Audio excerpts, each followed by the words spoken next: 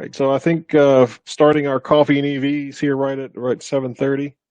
We have a special guest speaker, Mr. Harry Gonti from Lucid. And Rick, I didn't know if you wanted to say a few words about Mr. Gonti and how you met and your relationship with Mr. Gonti. Actually, I'm not sure we've met. We're both alumni of this honors science camp out in the backwoods of West Virginia. And he went on to do great things, becoming a mechanical engineer. And I just thought it would be really great because, I mean, Lucid's got a tremendous reputation to get from the horse's mouth sort of a little bit about what exactly has he been doing there and what could we all look forward to make us all seem a little smarter. He's already, but I welcome him very much. And thank you so much for joining us. Yeah, of course. Thank you for having me. Rob or Rick, I don't know if you wanted to say anything more. Otherwise, I can jump into a quick introduction, a little bit about myself and my role. Please do. Yeah, please do. Yes. Thank you. So my name is Harry. I'm actually part of the vehicle integration team here at Lucid. So what we're primarily responsible for is what we call vehicle attributes. These are things like the range, performance, dynamics, the NVH targets for the vehicle. So generally things that the vehicle set as a limiting capability in a lot of different areas, including things like ergonomics even. So what we want to do is ideally balance those to represent our customers' expectations as best we can. So we work with a couple of other teams to try and understand what are we trying to make as far as a vehicle, what's our goal, and then how do we balance these different attributes in order to make the vehicle that actually crafts toward the intended expectations for our customers or the experiences we want them to have. Typically for us, this means setting high-level requirements for the vehicle and then cascading those down to our engineering team. So taking customer-facing requirements like, I don't want to feel range anxiety, and then translating that into the engineering goals of being able to say, we would like to have, for example, a range that allows customers to perform typical road trips without needing to recharge, or charging speeds that avoid needing to have more than one stop in a given trip. So I know that was a pretty brief and high-level intro, but I'm happy to kind of dive into more details or questions. I think that might be an easier way to address people's interests.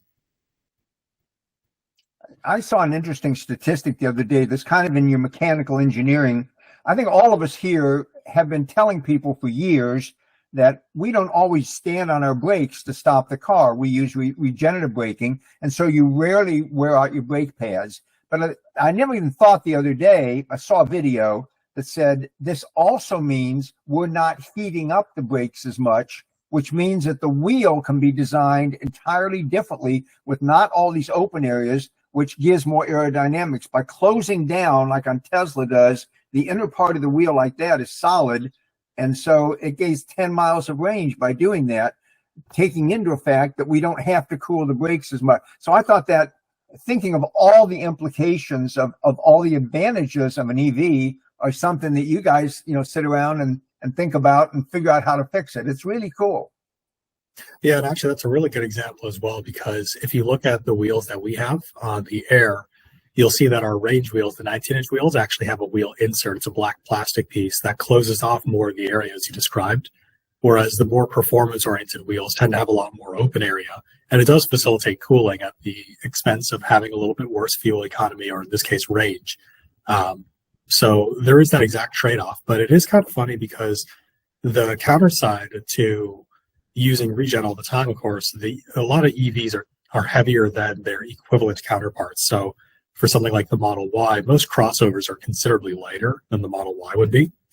And same thing's true for the Air. So when you're designing a car that can actually accelerate much more than a traditional gas version of that vehicle, it also has to be able to brake or decelerate with similar capabilities. So for us, that actually means that oftentimes the brake sizing is similar or larger than a gas car equivalent would be. So while typically you don't use them as much, the sizing is often meant for a much higher capability than you would get from a traditionally designed vehicle that is roughly equivalent. So it is kind of interesting how the implications work both ways for it, where in a normal day, you wouldn't heat up the brakes as much. But if you ever needed to really come to a stop immediately, you're going to put a lot more energy into them than you otherwise would.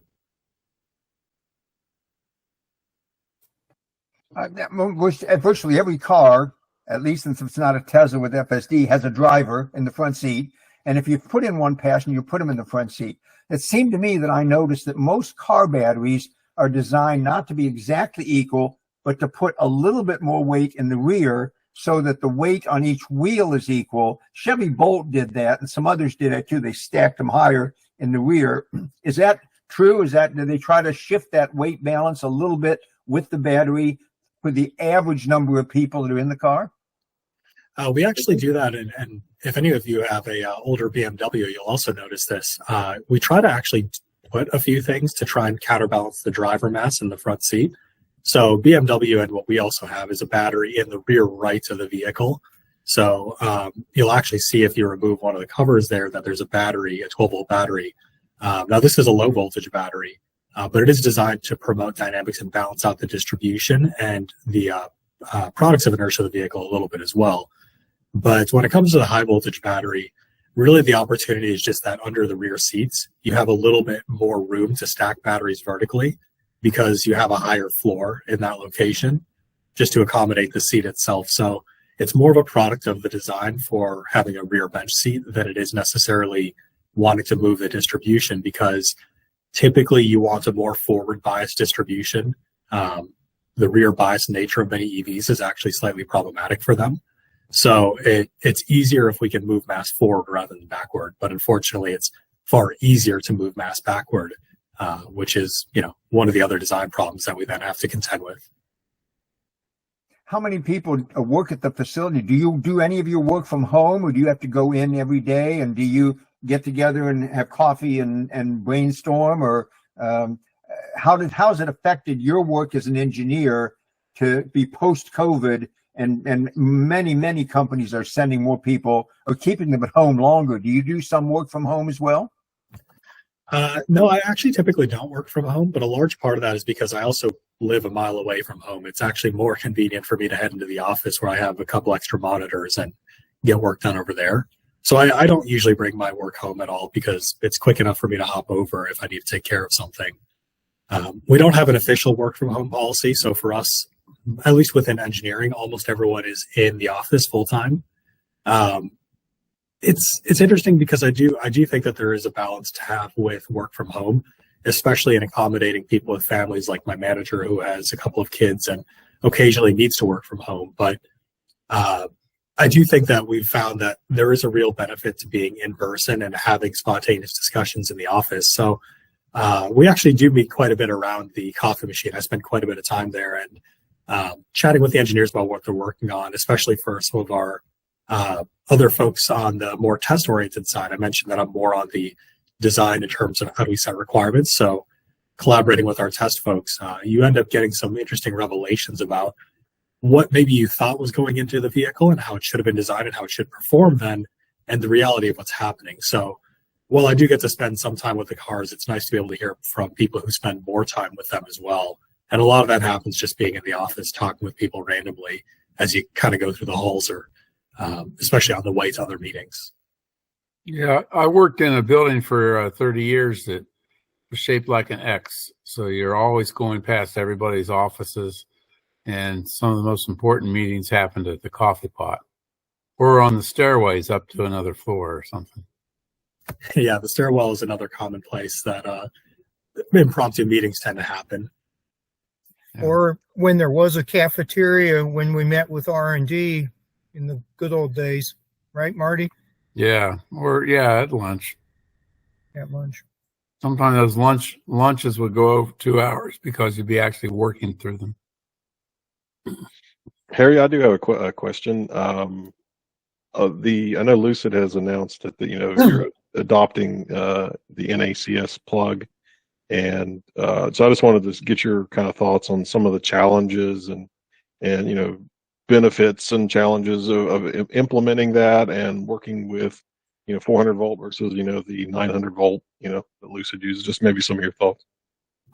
Yeah, of course, and actually you highlighted one of those concerns very well. The first one actually is kind of what we were talking about before: mass distribution, putting the charge port at the rear of the vehicle, for example, and then having to route a lot of the high voltage cabling. It does have a pretty significant impact on the weight balance of the vehicle. And so it's actually one of the more interesting secondary concerns that doesn't always immediately come to mind. But part of it really actually stems from, as you said, 400 versus 900 volts architecture. So with our battery being on our highest range models, at least up to 920 some volts.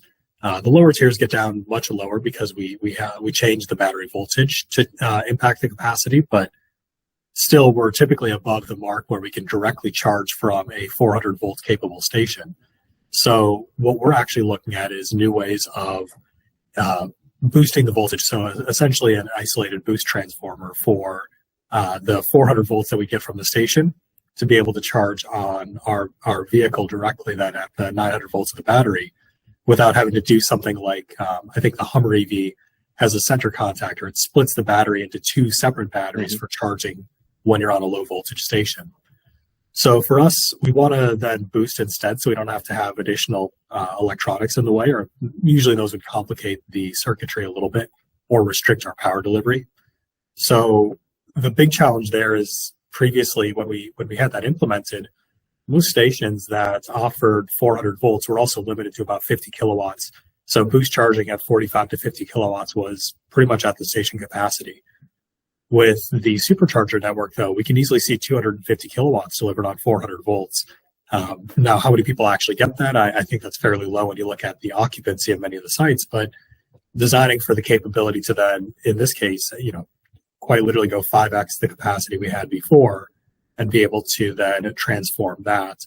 That's really the new challenge that we're facing right now, is how to actually implement the higher capacity boost charging to be able to charge on the lower voltage stations. Now, hopefully with V4, as those start to get deployed, we'll have a decreased reliance on this and we can maybe potentially eliminate boost charging entirely. But in the interim, it's one of the bigger challenges that we're being presented with. Right. Well, that's a lot of extra mass to carry around. Yep. And in fact, kind of my other hat within the company, as you may have guessed, is doing a lot of our mass engineering, especially when it comes to vehicle strategy. And it does add quite a bit of mass. What we are looking at is interesting ways to utilize some of the existing components we have, like our drive units, to be able to do transformation rather than needing additional circuitry. And that's kind of the part of what I was saying. We don't want to add more components to be able to do this. So the overall mass hit is actually currently projected to be fairly small relative to designing a whole new system for it. But then trying to develop the controls and see how well we can reuse existing components adds then new validation procedures and new questions about how that will impact things that we already know, which is, for example, the lifetime of a drive unit if we're using it for more applications. I saw you. Oh, go ahead. Oh, I was just going to say, if I remember correctly, I think Hyundai and Kia were using that strategy to bridge the 400, 800 volt. They were using their drive motors for that. That's correct. I believe they had their rear, so the way that the charge port was connected, we took apart an Ioniq 5, as it turns out. So we got to see this in detail. They go directly from the rear to the inverter actually sitting on top of the rear drive unit. Okay, cool. I saw a lot of YouTube articles have a title that's just a hook to try to catch you. And so one of them was NACS has caused the loss of sales of EVs.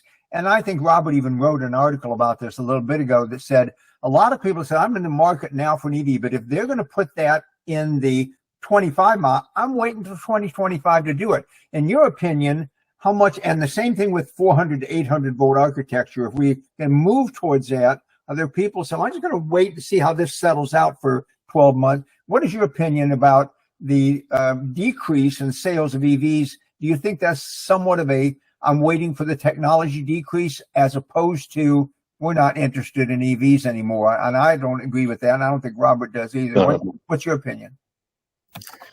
Honestly, it's a little bit hard to say because I haven't spent as much time looking at the exact reason for a lot of the customer trends. I feel like there's a lot of macroeconomic factors as well that play into people's car buying decisions that, there's a tendency to say like, oh, this policy choice for whatever made this impact, or the removal of, certain credits or something like that. And while there may be implications of those, I don't know if there's any singular factor that's easy to point to. But I think that if we're talking about technological advancements, especially NACS or standardizing voltages, one of the big things here is there's a component to that which is possibly true. I mean, I know that we're even looking at trying to eliminate the interim period where we would have to have, for example, CCS charging, especially on gravity, because we want to minimize the amount of time a customer might have with these interim solutions. And for what it's worth, the Tesla supercharger network is far superior to EA's network even, and they're about the next best in the country. So I think generally it is an overall advantageous thing, and I can understand why customers might want to wait to be able to do that. But I think this mostly affects new EV buyers, because with the exception of people who truly road trip constantly, can't charge at home for whatever reason and need public DC charging, or for whatever reason, maybe they have 3 years of free EA, only fast charge. There's, I think, something that a lot of actual EV owners learn, which is you don't really fast charge all that much if you don't need to. It's more expensive, it's less convenient, and in general, it doesn't directly fit the lifestyle because you don't have DC at home if you're able to charge at home. So the difference for NACS between, for AC charging versus the J plug is pretty minimal. And so my expectation is that this might be something that affects people's purchase decision if they've never owned an EV before. But for people who own an EV and maybe looking to get a new one because either theirs is fairly old, they just want more capabilities, or for whatever reason, I think it's a little bit less of a factor in their minds, because in general, you've already kind of adopted the EV lifestyle. You understand some of the ways in which you now accommodate, or rather remove accommodations perhaps, to live with an EV. So I don't think it impacts some buyers quite as much as others, but I can see how it would at least dissuade new buyers from being confident in their decision. Yeah, I would agree. I think the larger factor is the economic, especially interest rates currently and economic conditions. That's got to be the largest factor, but there's probably a subset out there that says, do I want to get a vehicle that's got this plug type when I know it's going to be replaced? And do I want to, does that impact resale value or anything? If I've got the old style plug and I know it's the old style plug and it's being phased out, do I just wait? So there's probably a subset, but like you said, I think the larger issue is economic. You're not considering putting both standards on the car, are you?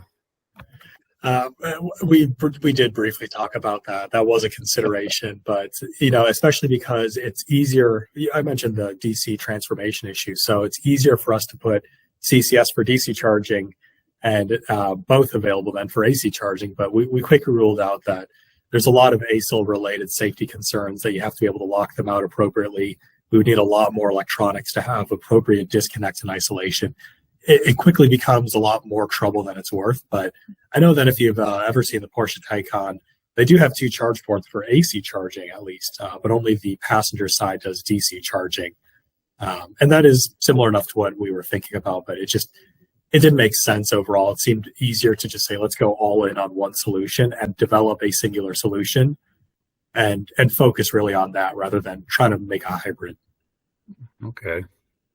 Yeah, and I think that's what pretty much everyone's doing. I mean, I'm sure everyone probably had the same thought and discussion, but then kind of rolled it out. I know Rivian, the new R2, R3, are moving forward NACS only. So I think that's pretty much the direction most folks are headed. Another article I saw, and I don't mean to monopolize, please jump in or raise your hand and I'll shut up.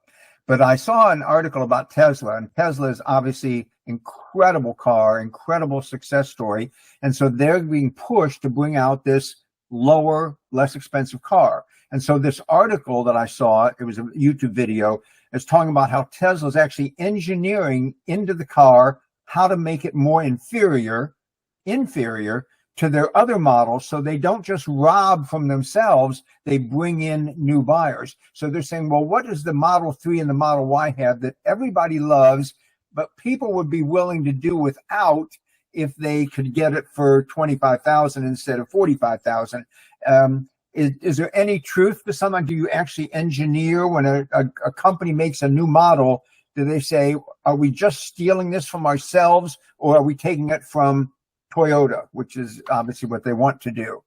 What are your thoughts on that?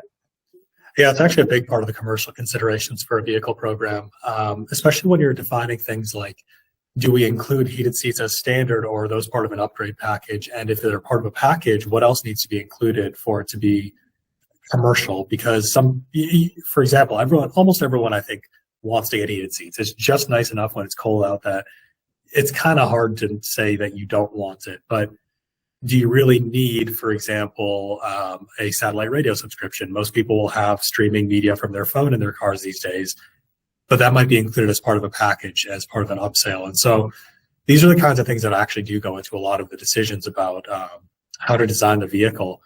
And in general, I'm actually pretty for a lot of this. Value engineering is actually a very valuable process because it opens up the market to a lot more potential buyers, which is good for the buyers as well, because there's offerings across the range. That the only time I don't like it too much is when you arbitrarily software restrict something. So you're selling the same hardware, but you just put an artificial limit on it in order for it to not compete with an existing product, because you don't actually save money on your development then, and on your or you save money on the development by not making new products, but not on the actual cost of the equipment itself. And sometimes it makes sense because two different versions of a product can cost more than higher volumes of a single one. But in general, if you're going to differentiate them by enough, you probably could build that into the hardware and make an actual cost savings there as well. So a lot of them tend to be more money grab in that sense, by reducing or by opening up the volumes without actually really changing the actual capability. And so I find it a little bit disappointing when software becomes the limiting factor.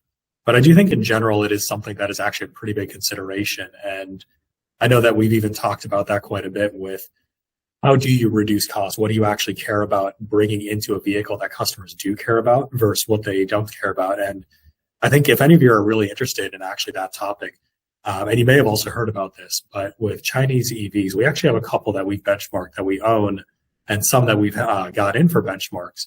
And it's really interesting to see the level of trade-off that exists there, because from a powertrain perspective and drivability, they're pretty lackluster. There's nothing all that exciting. They don't tend to be all that fun. They accelerate maybe up to 30 quite quickly and then kind of peter off from there. They're not all that great from what we would consider the attributes of the vehicle for performance, straight line performance, or handling. But they have unbelievable features that almost no car in the US really has, except for Tesla to an extent. And that's really what drives people to buy them, is that they're being seen more as iPhones on wheels or appliances on wheels, where you just want updates and regular features to be refreshed on the vehicle. And so I think that we are actually moving toward that as becoming the essentially standard model of what a car is. It's software that is updated regularly like your phone is, and the underlying hardware is not something that people necessarily care quite as much about. And so we're going to start seeing that that's where potentially a lot of the value is going to be drawn from, is making it not accelerate quite as quickly. I'd say they compromise the NVH, but the Model Y already does that to an extent. But, that's how you get to a $12,000 BYD Seagull. We got to see one, and surprisingly good for $12,000, to the point that if those were sold in the US, they'd be extremely competitive. And I think that's what we're going to start seeing more people try to design around, is what do people care about? And it's mostly features. Are there still a lot of jobs available in the EV field for engineers, or are you starting to be saturated? How did you get your job? Did you get it the first try, or did you have to apply a second time, or what happened? Tell us the story. Sure. So to the first part, actually, yeah, if you have any qualified candidates, please send them my way, because we are desperately hiring in almost every position at the company, especially within our engineering org. Rather contrary to Tesla and Rivian in that regard, we are chronically understaffed. And so it adds a level to job security for sure. We're not really looking at layoffs within engineering, but I know recently we've been hiring like crazy for my personal team, VI, as well as mass engineering. So if you do know anyone, send them my way for sure. But there should be a few more available this week. When actually we are getting some candidates from former Tesla and Rivian employees. So while it's not great to hear about layoffs in general, we do actually, our recruiters kind of, sit up straight and get back to work really quickly, because they know that there's a lot of potential candidates. So, but to answer the second part of your question, I had a bit of a weird journey. So I actually, for my undergrad, so at Stanford, they have a co-term program, which lets you do an internal application for a master's rather than applying as an external candidate. So it's a little bit easier to get into. And what that allows is you can do a lot of your master's classes during your undergrad to get a little bit of a head start on that. I didn't do too many. And so after the first year of my co-term, where I was doing the first year of my 2-year master's, I ended up getting an internship at Lucid. Actually, there was a person who worked here who just was in the machine shop on campus for some reason, not really sure why. We started talking about the project I was working on, and he asked if I wanted to go and visit his company. And I said, yeah, sure. That sounds like it'd be interesting. So I did. I brought along a resume just because I figured, I'm looking for internships right now anyway. So if it looks interesting, I may as well apply. And he brought out his manager, Roger Evans, whom, if you guys have seen, I think it's Revenge of the EV or the EV. I forget. It's the sequel to Who Killed the EV. But he was actually in that for a little bit. He worked at Tesla when they were making the Roadster, in fact, and the Model S then. But he came into the room and said, well, if you're interested, we can do an interview right now. I don't know if you have a resume on hand. And I was like, I actually do. That's pretty convenient. And ended up getting the job pretty much right there for an internship. And then at the end of it, because we were starting our alpha builds at the time in 2016, these were the very first alphas we produced. It was going to be after my internship ended. So I said, I'm going to take a leave of absence from school if that's all right with you guys. And they're like, yeah. And then so I did that for a year. Helped with the alpha builds, and then I continued part-time school and work for the remaining year to close out my master's, and I've been here since. It was just kind of a weird set of circumstances, but I feel like a lot of coincidences happen for a lot of people and how they get their first jobs anyway, so it doesn't surprise me too much thinking about it now. Is your engineering offices at the factory, and where is that? So no, not at our factory. Our factory is in Casa Grande, Arizona. So if you've ever been out to Phoenix and drive about an hour south, you'll get to Casa Grande. It's about a third of the way to Tucson. But we have all of our engineering. Actually all of our engineering is in California, in the Bay Area. Thanks. So I have one more question. Without giving away any secrets, are there any big new things coming along to EVs? I mean, they just can't get faster and faster and faster. Go ahead, tell us a secret. But do you see any industry trends or anything that aren't there yet or aren't already in your cars and Teslas and stuff that you can talk about? I actually think that most of it's coming in with autonomous driving more so than electrification as far as new advancements. Electrification is one of those things that at this point, aside from all the every other month you hear about a new solid state battery revolution, and I'm still waiting on the one from 10 years ago, but it's something that aside from advancements here and there to battery technology, we're not seeing a whole lot of drastic revolutions because the underlying technology is the same for using an electric motor to drive a vehicle. There's not a whole lot advancing there on a leaps and bounds basis. What I think is really changing is that more and more cars are actually getting autonomy features that are becoming truly usable. It used to be the case that I wouldn't drive a car using adaptive cruise control because there were a lot of false positives where it would slow down arbitrarily. And I'm not a big fan of that. And then actually in a lot of cars, that's true. But the 2015 S550 that I drove had one of the best implementations I'd seen, and I was kind of surprised. Now, it should be expected of a luxury car, but since then, a lot more cars have been bringing that to a more affordable market as well, to the point that, generally speaking, I'm actually a pretty big fan of it these days. Now, I still don't like some features of self-driving on vehicles because you can't ever really take your eyes off the road. You can't ever take your hands off the wheel. And if you can't not do either of those, I might as well just drive the car. So in general, it's hard to say that there's a lot that's truly confidence inspiring, but the new Mercedes EQE that I drove, where it had lane change on demand, where you tap the signal and it executes it for you. Seeing how some of these are advancing, actually, I think is really where a lot of the cool new stuff is going to be coming in, more so than the underlying technology of the vehicle. Yeah, I certainly found that true in the self-parking features. Marcy has that in her Kia also, and it works wonderfully, but about 10 times slower than I can parallel park the car. I'm not going to hold up traffic for, 10 minutes while it's going back and forth. It's not going to hit the car, but you're right. There's some things that, and even the full massaging seats while you're driving, I don't think I need a seat that massages me 7 different patterns while I'm driving the car. But it's interesting to see where it's going. And some of the people here on this screen have been in this business a long time. Larry's certainly an innovator, building his own EV at one time. And the rest of us, I think, are pretty much early adopters. And but we really, really enjoyed having you come and visit. It's really exciting. kind of a neat Of thing for our course. group to do. And Yeah, yeah, thank you so much, Harry. Really appreciate you being able Really to jump on appreciate and it. share. But, Certainly, no, happy to do so. you know, Thank I you own- very much, I- Howard. just to tell you, I own 2 Teslas and just got back from a 7,300-mile round trip to California to West Virginia. And we had multiple occasions of horrible ghost braking.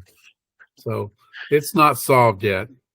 That's fair. Yeah, I think especially with FSD and whatever version they're on now, that's one of the few systems I truly do not trust. But then again, I don't trust Elon very much, so that's a big part of it. We didn't hear that. Well, we wish your company all the best is all I can say. And we Yeah. do have one member that owns Lucid. Excellent. Well, I'm glad to hear it. And again, thank you for the well wishes there. In the future, feel free to reach out as well if you have questions. Rick, feel free to share my email address as well so that others can reach out to me if they'd like to. Or again, if you have candidates, like I said, we're always on the hunt. So Yeah, feel I think free I to gave reach it out. to Thank you. officers, but yeah, Robert, with his permission, you can, anybody that wants to get a hold of him, it's not a secret. Thank All you. right, Thank well, you for your time. Thank you so much. We'll Yes. all be out to visit very soon. Sorry. Road trip to California. Keep All right, up keep up the good work there at Lucid, because you're setting a standard for what, you know, the ultimate can be. Thank you very much. All right. Well, thank you, Mr. Ganti. We're right at 8, a little after 8, so we're going to go ahead and wrap up. Thank you, everyone, for joining. Appreciate your time, and we will see you next month. Thanks, Robert, and everyone. Thanks. Thanks. Rob. Thank you.